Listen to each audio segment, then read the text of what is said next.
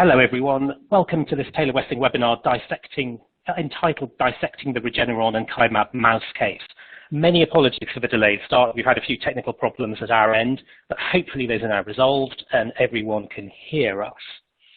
The aim this afternoon is to do a deep dive into the recent Regeneron against Kymab case in the UK Supreme Court. It used to be said that it was a rarity for patent cases to reach the Supreme Court, but I think that's well and truly knocked on the head now, because this is just the latest in a string of major Supreme Court decisions in the last few years to deal with the big topics of patent law. And this time round, the subject was sufficiency. The decision has shocked quite a few people, particularly patentees, of course. And so, as we say in the title, we're going to dissect the decision today to get to the bottom of the reasoning and look at what new, if any, implications it has for patentees, not just in the life science sector, but more generally. And I'm very pleased to be joined for this session by Matt Royal, who is a patent litigation partner in our London patent litigation team. Matt has a PhD in medical immunology and is a specialist in litigating pharma and biotech patents. And also by Dr. Paul England, a senior professional support lawyer, again in our patent litigation team, who is the proud possessor of a DPhil in biochemistry. My name is Adrian Tutunji. I am a life science and transactional IP partner in our Cambridge office, and I will be leading you through the discussion today, as well as asking one or two questions. And on that point, please note that you can submit questions of your own using the Q&A icon in the middle of your screens. I can't promise we'll get to all of them during the webinar, but we'll do our best to deal with as many as we can. And if we don't deal with your question, then we'll certainly get back to you by email as soon as we can afterwards. Just one more housekeeping point before we get started. At the end of the webinar, please hold on for just a moment for the survey that will pop up on your screen, and please fill it in for us. That sort of feedback is really helpful for us in deciding on future webinar topics and how we can improve the webinar. So without more ado, let me begin by setting the Supreme Court decision in commercial context, in particular for Kymab, which is a well-known Cambridge-based biotech company. Kymab has a transgenic mouse product called the Kymouse, which is a drug discovery platform for the generation of hybrid antibodies as a step towards the creation of a fully human therapeutic antibody product.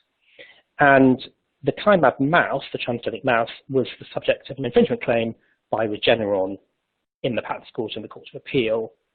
And losing would have been a significant setback for Kymab. Regeneron has a competing platform of its own, the Velocity mouse, and no doubt that was what was fueling commercially the claim. At the stage of the Court of Appeal decision, as Paul will explain in a few minutes, Kymab lost. And as a result, the company was facing an injunction, an order for delivery up in relation to the mice, and then destruction, and possibly antibodies as well that had been generated from the mice, and even an order for disclosure on products made by Kymab by way of the infringing mouse. And all of those measures were stayed pending the result of the Supreme Court decision. I should add that in the discussion about the form of the order at the Court of Appeal stage, Kymab were going to be permitted to use their mice in a non-infringing way, including creating non-infringing further mice.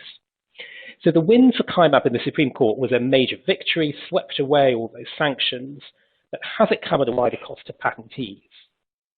And with that question left hanging in the air, I'll hand over now to Paul to explain more about the background. Yeah, thanks very much, Adrian. As you touch on, sufficiency is one of those areas of patent law where many questions tend to lead back to the public policy on why patents are justified in the first place. And this case is a good example. This policy, often referred to as the patent bargain, has a number of features, but at base it's this. In exchange for a period of exclusivity, the patentee should disclose sufficient information to the public that their invention can inform the public for the wider benefit of society. And this is effectively codified in UK law in section 72, paragraph 1, subparagraph C, the Patents Act 1977. By allowing the court or controller to revoke a patent because, in the words of the statute, the specification of the patent does not disclose the invention clearly enough and completely enough for it to be performed by a person skilled in the art.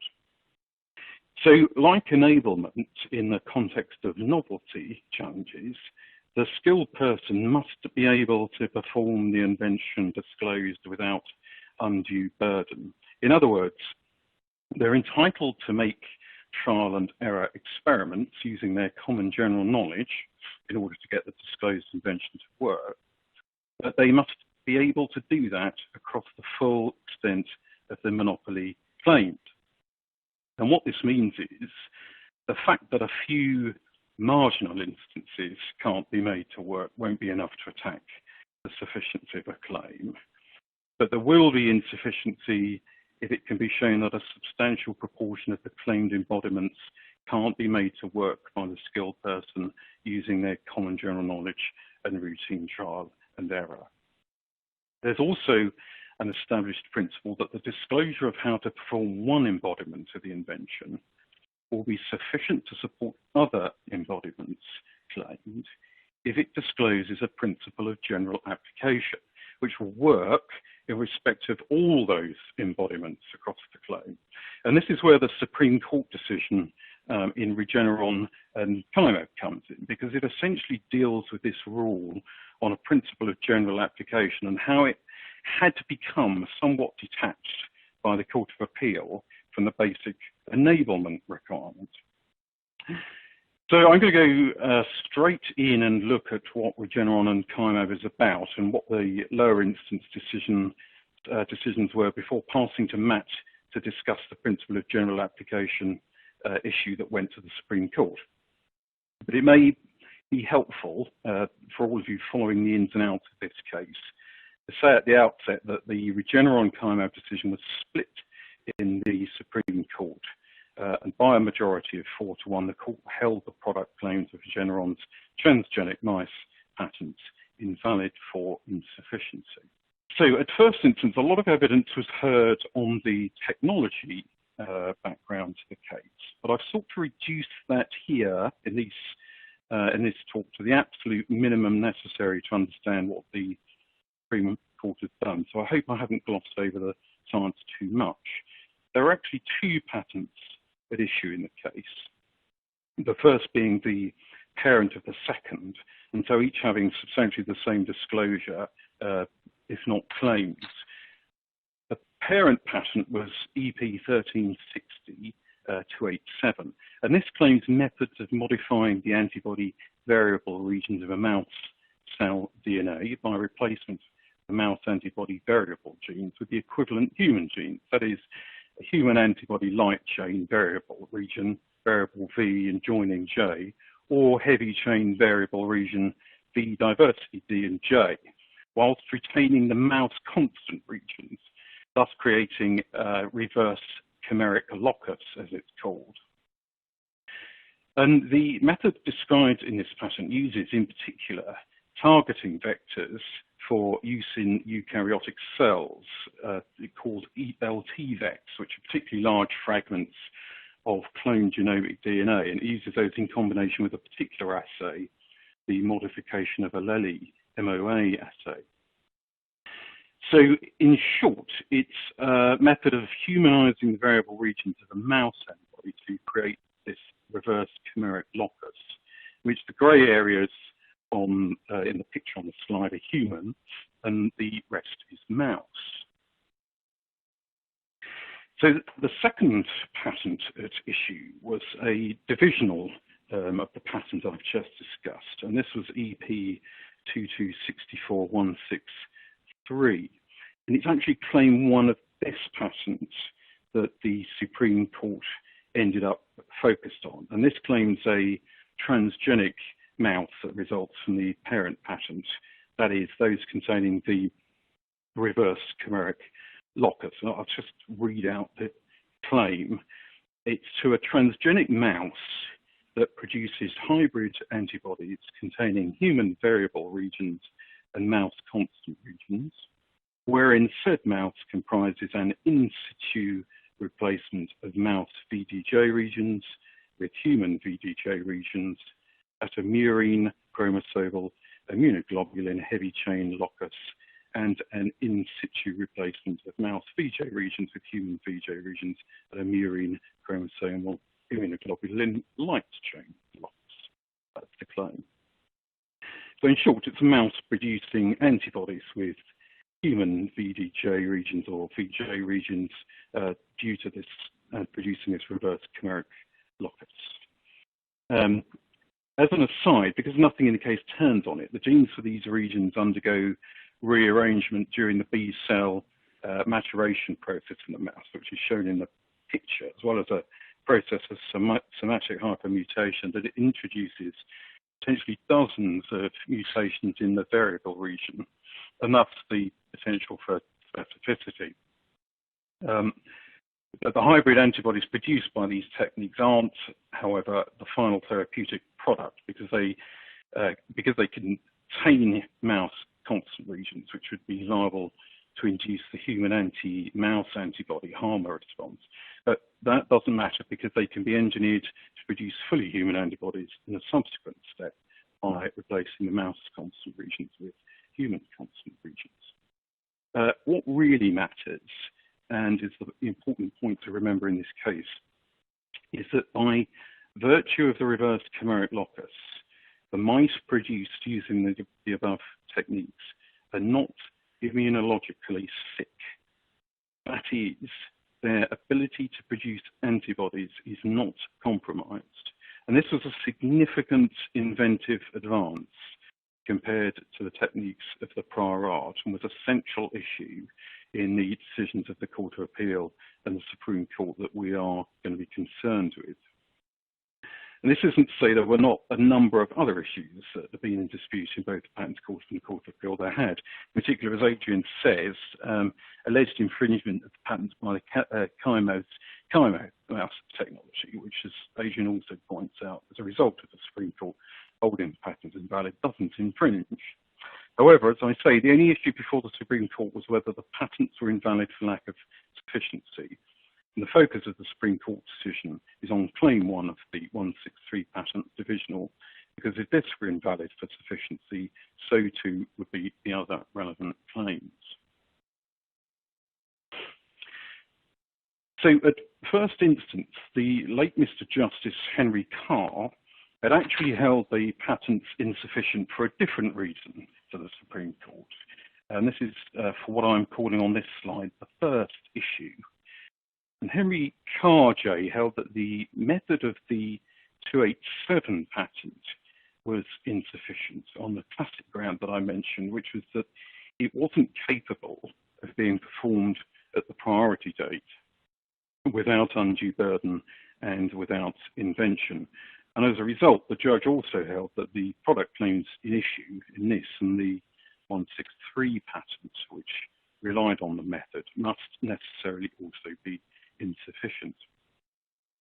Now, a specific aspect of Carr J's finding, focusing on Claim 1 of 287, and the relevant example 3, was that they required techniques in which mouse DNA sequences would be replaced with equivalent human sequences of a size too large to be possible at the priority date using the LT-VEC method described in the patent that I mentioned.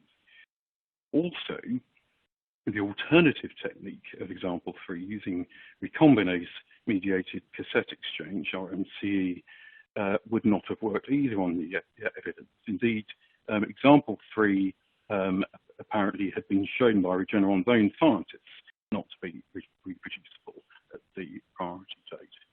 So the Court of Appeal agreed with the trial judge that example 3 wouldn't have worked at the priority date, but it nonetheless overturned the judge on insufficiency on this particular point. And this is because the court found that the common general knowledge of the skilled person or team could be used to make the invention work without undue effort, even if this meant the teaching of the patent wasn't followed precisely.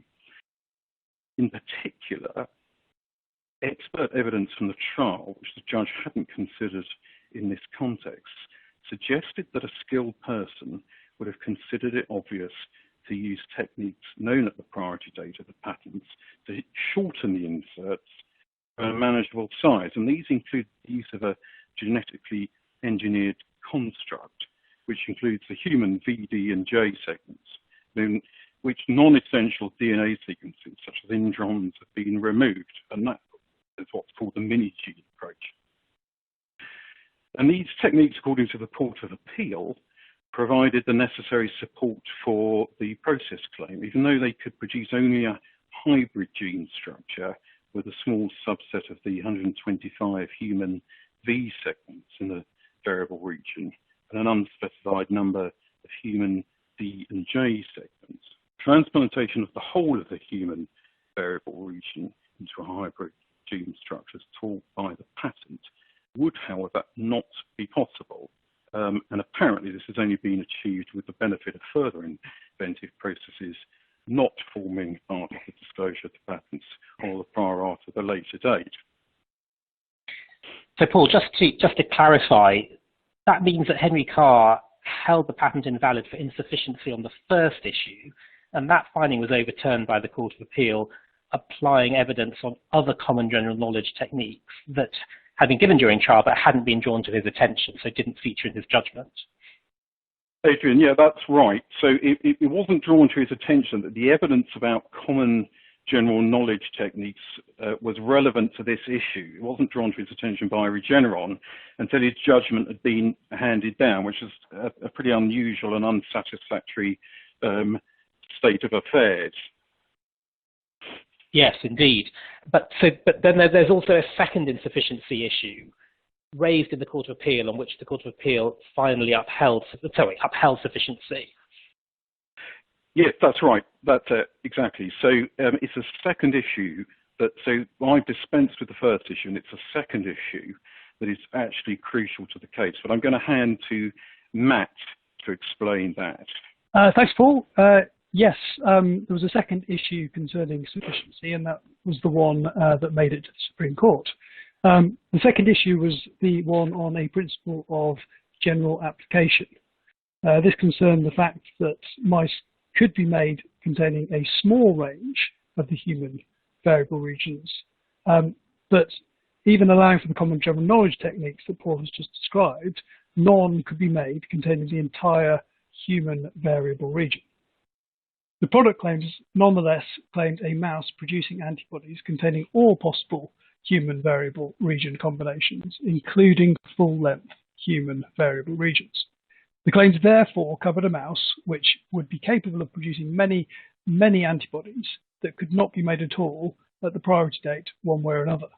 The antibodies themselves are covered by Claim 2 of the patent. The Court of Appeal held that this fact didn't render the claims invalid, but this was because of the established rule about a principle of general application. In this case, the Court of Appeal held that there was a principle of general application disclosed by the patent that did cover all of the claims. This is the inventive concept that Paul mentioned of using the reverse chimeric locus to prevent the mice being immunologically sick. This principle would apply to all the mice that could be made under the claim now or in the future, and as such, the claim, at least according to the Court of Appeal, is sufficient across its breadth. But what did the Supreme Court say? Well, Lord Briggs, leading the judgment of the majority of the court, extensively reviewed the authorities in the UK and the EPO and summarised the law in 8 points of principle. These are only paraphrased to fit on the next 2 slides, so I'll read them out in full. First, the requirement of sufficiency imposed by Article 83 of the EPC exists to ensure that the extent of the monopoly conferred by the patent corresponds with the extent of the contribution which it makes to the art. 2. In the case of a product claim, the contribution to the art is the ability of the skilled person to make the product itself, rather than, if different, the invention. 3. Patentees are free to choose how widely to frame the range of products for which they claim protection, but they need to ensure that they make no broader claim than is enabled by their disclosure. 4. The disclosure required of the patentee is such as will, coupled with the common general knowledge existing at the priority date, be sufficient to enable the skilled person to make substantially all the types or embodiments of products within the scope of the claim. That is what, in the context of the product claim, enablement means. Number 5, a claim which seeks to protect products which cannot be made by the skilled person using the disclosure in the patent will, subject to de minimis or wholly irrelevant exceptions, be bound to exceed the contribution to the art made by the patent, measured as it must be at the priority date. 6. This does not mean that the patentee has to demonstrate in the disclosure that every embodiment within the scope of the claim has been tried, tested, and proved to have been enabled to be made.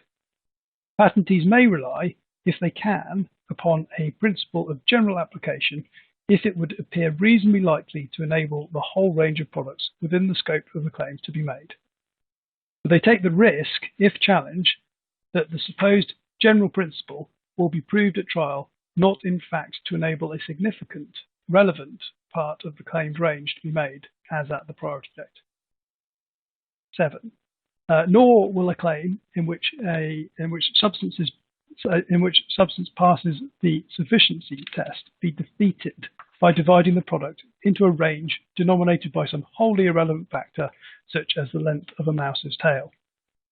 The requirement to show enablement across the whole scope of the claim applies only across a relevant range.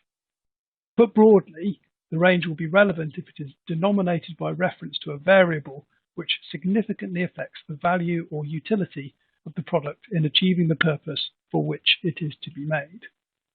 And finally, 8, enablement across the scope of a product is not established merely by showing that all products within the relevant range will, if and when they can be made, deliver the same general benefit intended to be generated by the invention, regardless of how valuable and groundbreaking that invention may prove to be. So, note in particular how the court reiterates that the requirement of sufficiency imposed by Article 83 of the European Patent Convention exists to ensure that the extent of the monopoly conferred by the patent corresponds with the extent of the contribution which it makes to the art. That's key. The contribution to the art of the product claims, in this case, is transgenic mice containing the reverse chimeric locus. It is not the inventive concept that the mice produced are not immunologically sick. The latter is just an idea, and if an idea cannot be made, it is not a technical contribution to the art at all. This is how Lord Briggs puts it, and again I quote him. In the case of a product claim, the contribution to the art is the product which is enabled to be made by the disclosure, not the invention itself. Patents are about products and processes, not pure ideas. Secondly, I do not accept the Court of Appeal's conclusion that an invention may be enabled in relation to a particular type of product falling within the scope of the claim, even if it does not permit the skilled person to make it. They thought, that the Court of Appeal thought it was enough that the benefits which the invention unlocked in terms of preventing murine immunological sickness would in due course be realized over the whole range, if and when all embodiments within the range could be made. In practical terms, they upheld a monopoly over the part of the range of products answering the broad description of Claim 1, which was likely to be of most benefit to medical genetic engineering, at a time when the disclosure in the patent only enabled the skilled person to make products over a very small part of the range, and at the least beneficial end of the range denominated by the amount of human variable gene locus incorporated in the hybrid gene structure. End quote. Patents are for products and processes, and here the technical contribution, the transgenic mice with the reverse chimeric locus, which is the product in this case, was far from being enabled across the claim. As if to emphasize the public policy of limiting patent protection to the contribution it makes, Lord Briggs addresses what the Court of Appeal decision would have meant if it had been upheld. And he said, "It is now known that the type of mouse fitted with a reverse chimeric locus, which actually does serve as the gold standard in the art, has the whole of the human variable region gene locus as part of its hybrid antibody gene structure. Yet the Court of Appeal would have upheld a monopoly for its manufacture and exploitation when the disclosure in the patent, coupled with the common general knowledge, would not have enabled a skilled person to make such a mouse at all. The ability of both the appellant and the respondent to make such a mouse now depends upon further and different inventions separately made by each of them some years after the priority date. End quote. In short, the Supreme Court reiterates in Regeneron Kymab, in the context of class claim to transgenic mice, the patent bargain. A patent cannot claim products that it does not tell you how to make. So that is the Regeneron case. Let's have a quick look to see how it fits with the previous major authorities on insufficiency from the House of Lords. The fact patterns and technologies in the other important cases differ, of course. In the House of Lords case Lundbeck, only one product was claimed by the patent, and that was the escitalopram enantiomer. This product was held to be the technical contribution to the art, even though it was not the invention, and was sufficient because the patent taught how to make it. In fact, the method of making the product was the invention of the patent. In Regeneron and Kymab, the technical contribution is, like Lundbeck, to products. But here it is claimed as a broad class of products, many of which are not enabled. There was no principle of general application across the claim for making all the products claimed. Both cases make a distinction between the inventive concept and the technical contribution. In Regeneron and Kymab, however, the distinction between the two is more subtle than in Lundbeck. In Regeneron and Kymab, the inventive concept was the idea of using a reverse chimeric locus to prevent the mice being immunologically sick.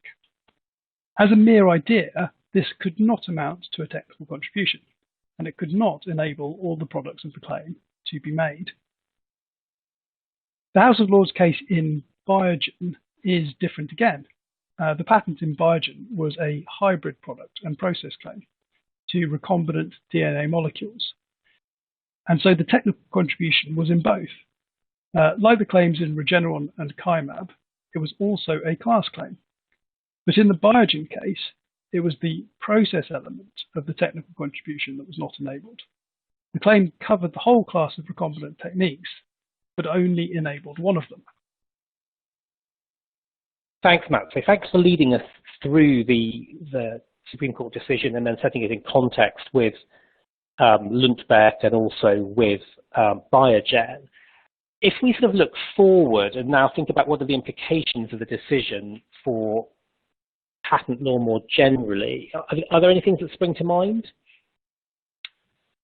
Yeah, well, I mean, obviously it will not be welcome to many because it invalidates patent claims on what looks like good technology. But on close study, it also provides clarity on some issues in English law that have been slightly muddied. So in particular, in English law, it's generally thought, though it's not been very well articulated, that a patent must not extend, and this is sort of reached through, to claims the results of applying the technical contribution that it makes to the art. A particular example would be a patent claiming a research tool, such as a protein microarray, which also claims any functionally defined compounds that will be found as a result of using that method. And the issue of reach-through claims is, again, reducible to the division of inventive concept and technical contribution. A reach-through claim may claim compounds that can be derived using the invention, but it does not actually make them, so it can't be sufficient. And this case potentially gives that a legal basis.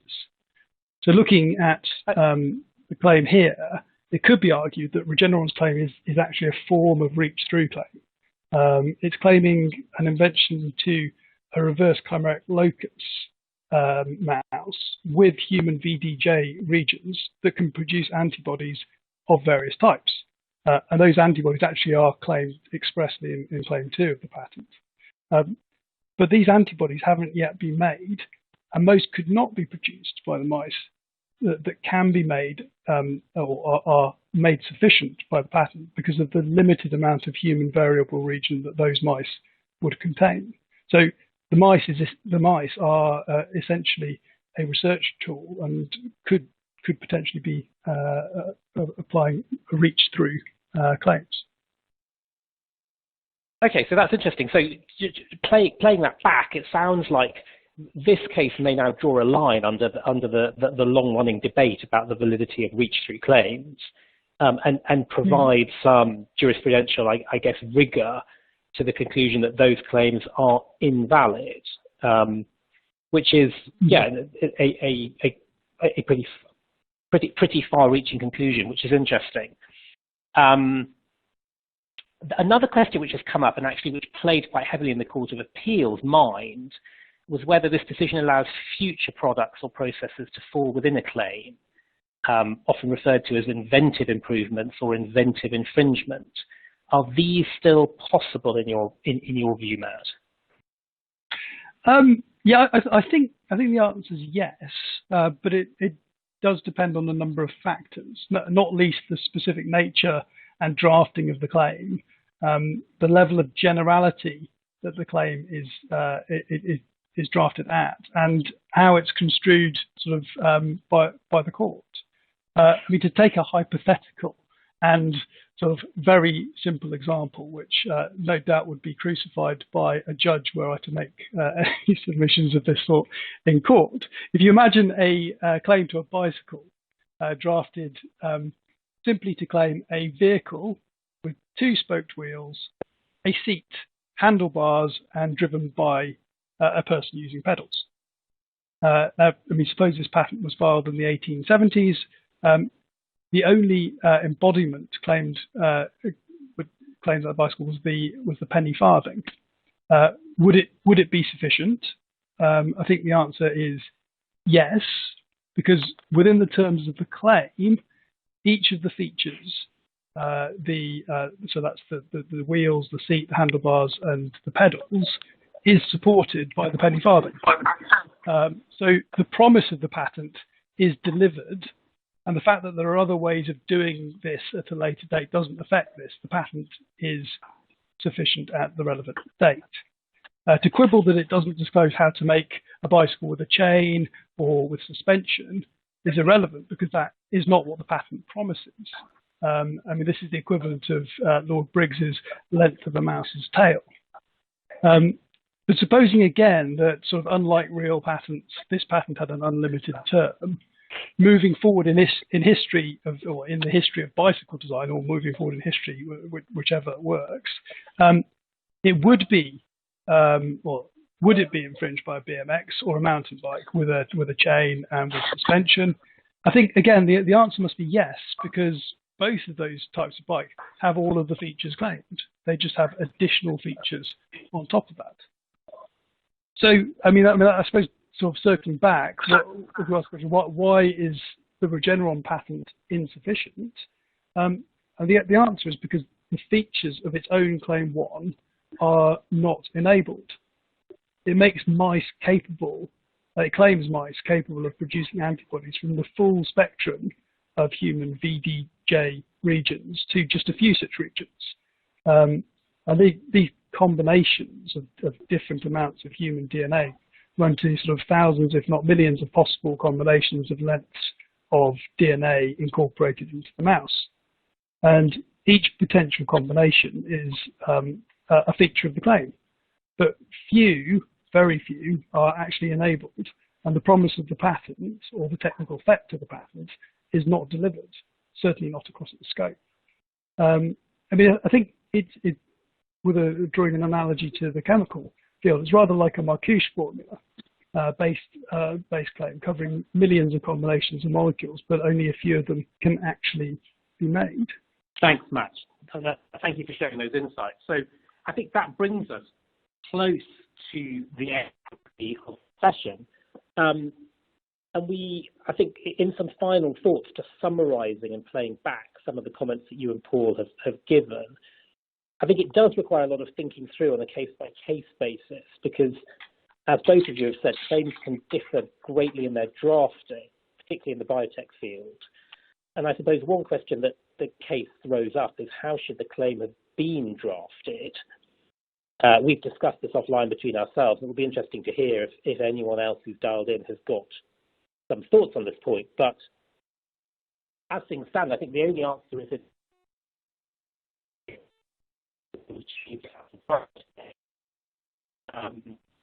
perhaps limited to the length of nucleic acid. Actually, was the this is, thinking about it, not quite as harsh of Regeneron as it perhaps sounds, because it may well have been able to obtain further patents on future filings on related aspects of the technology once those commercial products could have been claimed. So, I mean, one, just thinking back to the Lundbeck case of which we're about, would say that in light of the first patent, it would have been an obvious desiderata to have a longer chain of VDK regions inserted into the murine chromosome. That would be an obvious thing to do. But it perhaps teaches us that if the method in which that can be achieved is inventive, then that will support a product claim for the obvious product. So it could be that Regeneron could have filed patents claiming once those further techniques have been established, claiming that part of the press release for the Regeneron decision, which accompanied the Supreme Court decision, stated the need to rebalance patent law. And it said, referring to the Court of Appeals analysis, and again, this is a quote, the Court of Appeal watered down the sufficiency requirement, which is a bedrock of patent law, tilting the balance of patent law in favour of patentees and against the public. So that's the Supreme Court press release. And the impact of the case is probably not so much that the Supreme Court was changing the law, but rather that the Court of Appeal had misapplied a key principle concerning sufficiency, and the Supreme Court was simply restoring existing law.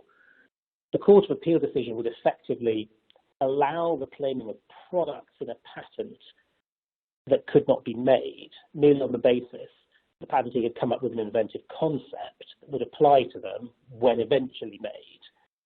And so the Supreme Court arguably pulls the law back from where the Court of Appeal had taken it, to put it where it says it always has been. You cannot claim a product which you cannot make at the priority date, albeit that was an old principle that here had to be explored and re-established in the context of a class claim in a new area of technology. I mean, thinking about it, the decision may well worry a lot of patent owners, and again emphasises the perennial applicant's dilemma that I guess a lot of people on this call will be familiar with. When do you have enough experimental evidence to file a claim? And in this case, a class claim. And that's an issue that has already been in focus in the earlier Supreme Court decision in the Warner-Lambert case in relation to the issue of claim plausibility.